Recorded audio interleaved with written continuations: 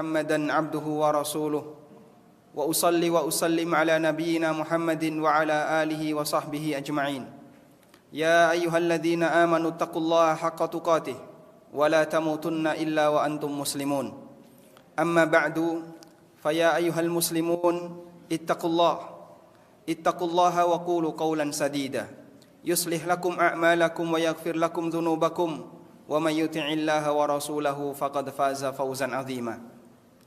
Kaum muslimin, jamaah Jumat yang dimuliakan Allah Subhanahu wa taala.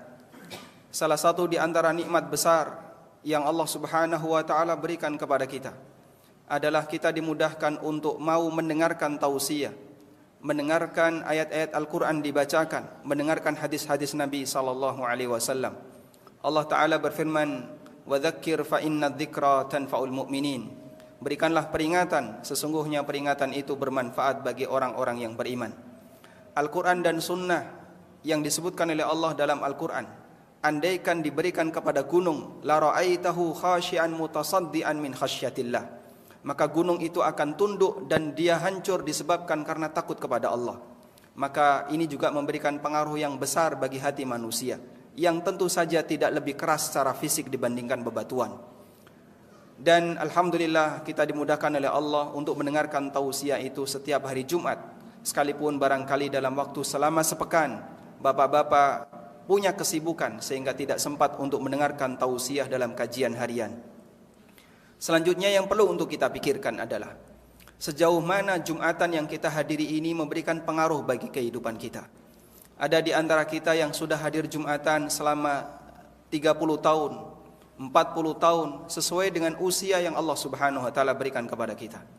Namun selanjutnya kita perlu lihat sejauh mana Jumatan itu memberikan pengaruh dalam kehidupan kita. Apakah hanya sebatas hanya untuk menggugurkan kewajiban? Dan barangkali ini umumnya yang terjadi dengan kaum muslimin, sehingga mereka datang kemudian duduk di dalam masjid lalu tidur. Dan dia tidak peduli apakah mau mendengarkan ceramah ataukah tidak. Jika semacam ini yang terjadi, maka meskipun kita Jumatan selama 60 tahun, 70 tahun, bahkan berpuluh-puluh tahun sekalipun, sama sekali tidak akan memberikan pengaruh bagi kita. Namun kalau kemudian orang itu datang dengan niat berangkat dalam rangka untuk menambah ilmu pengetahuan, menambah ilmu agama, maka insya Allah akan memberikan manfaat baginya. Allah Subhanahu wa taala menjelaskan di akhir surat Qaf, "Inna fi dzalika ladzikra liman kana lahu qalbun aw alqas sam'a wa huwa syahid." Sesungguhnya Al-Qur'an itu merupakan peringatan. Liman kana lahu qalbun, bagi orang yang memiliki hati. Tentu saja bukan maksudnya adalah orang yang memiliki organ jantung, tapi maksudnya adalah orang yang hatinya hidup. Au alqas sam'a, dan dia perhatikan dengan baik, wa huwa syahid, seolah-olah dia menyaksikan kebenaran yang ada di hadapannya. Imam Ibnul Qayyim rahimahullah mengatakan, ayat ini menjelaskan tentang syarat ilmu itu bisa memberikan manfaat bagi hamba. Syarat yang pertama adalah sumber peringatan atau sumber ilmu adalah sumber ilmu yang baik. Dan Allah sebutkan di ayat ini dengan Al-Quran, "Inna fi dzalika", sesungguhnya dalam Al-Quran itu. Karena itulah kita dituntut ketika belajar ilmu agama harus memilih guru yang baik. Sebagaimana Imam Asy-Syafi'i rahimahullah pernah mengatakan tentang Imam Malik, "Raditu bimalikin ayyakuna hujjatan baini wa bainallahi ta'ala." Aku ridha untuk menjadikan Imam Malik sebagai hujjah antara diriku dengan Allah Ta'ala. Dan ulama di masa silam menyadari bahwa mengambil guru nantinya akan dipertanggungjawabkan di hadapan Allah Subhanahu wa taala. Karena itulah seorang ulama tabi'in Muhammad bin Sirin mengatakan, "Al-ilmu minad din, fandur amman ta'khuduna dinakum." Sesungguhnya ilmu itu bagian dari agama. Karena itu perhatikanlah dari mana kalian mengambil agama kalian.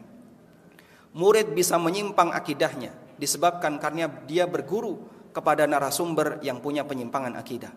Sehingga sangat disayangkan ada orang yang telah mencurahkan tenaganya, waktunya untuk belajar ilmu agama, tapi dia salah karena gurunya adalah orang yang punya penyimpangan. Dan kita berlindung kepada Allah Subhanahu wa taala min ulama'is su', dari kehadiran ulama-ulama jahat yang bisa menggiring manusia ke arah neraka. Yang kedua, liman kana lahu qalbun. Syarat yang kedua adalah hatinya terbuka. Hati terbuka artinya dia punya niat dari awal untuk menerima tausiah. Seperti yang kita singgung di awal, ada sebagian besar masyarakat yang ketika dia hadir Jumatan, tujuan besarnya hanya sebatas untuk menggugurkan kewajiban. Dia sama sekali tidak punya keinginan untuk menambah ilmu pengetahuan agama. Hatinya ditutup rapat dari awal. Kalau seperti ini yang terjadi, maka bagaimana mungkin tausiah itu bisa mengendap dalam hatinya? Sehingga kalau orang tidak punya niat sama sekali untuk membuka diri, untuk kemudian terbuka terhadap agama, maka ilmu agama tidak akan meresap pada dirinya. Jamaah yang dimuliakan Allah Subhanahu wa taala, ada satu fenomena yang kita bisa saksikan di masyarakat. Kita begitu terbuka dalam masalah berita, tapi tertutup dengan ilmu agama. Masya Allah, untuk berita kita selalu mengejar. Sehingga tidak hanya cukup berita melalui HP, kita juga menghadirkan berita melalui radio, melalui televisi. Sehari-hari kita isi waktu kita dengan membaca berita, mendengarkan berita. Padahal kalau kita bandingkan, mana yang lebih dibutuhkan oleh manusia, ilmu agama ataukah berita? Tentu saja semuanya sepakat akan menjawab, pengetahuan agama lebih kita butuhkan dibandingkan berita. Anda bisa bayangkan, andaikan waktu yang kita gunakan untuk membaca berita, kita gunakan untuk membaca tafsir Al-Quran, atau kita gunakan untuk membaca Riyadhus Shalihin yang isinya kumpulan hadis Nabi SAW, tentu akan ada tambahan ilmu yang bermanfaat. Lebih dari itu jamaah, bahwasanya orang yang melakukan zikrullah, salah satunya adalah dengan membaca Al-Quran atau membaca tafsir Al-Quran, maka itu akan bisa menjadi penenang hati. Sangat berbeda ketika kita membaca berita. Kami sangat yakin kita ketika membaca berita pasti selesai itu sakit hati. Apalagi muncul ketegangan dalam dunia politik. Sehingga kita lihat pengaruh buruknya. Orang yang membaca berita, selesai membaca berita, entah dia komentar apa atau dia sakit hati. Sehingga berita ini sebenarnya adalah menambah penyakit bagi hati kita. Makanya para ulama mengatakan, dzikrul makhluqi da'un wa dzikrul khaliqi dawa'uhu. Sering menyebut makhluk dan itu isinya berita, itu adalah sumber penyakit. Dan sering menyebut khalik, itulah obatnya. Karena itu kami mengajak kepada para jamaah, mari kita sayangi waktu kita. Kita gunakan waktu yang singkat ini tidak habis untuk membaca berita, tapi kita manfaatkan untuk lebih banyak membaca ilmu agama. Demikian sebagai khutbah yang pertama. Aqulu qauli hadza wa astaghfirullah.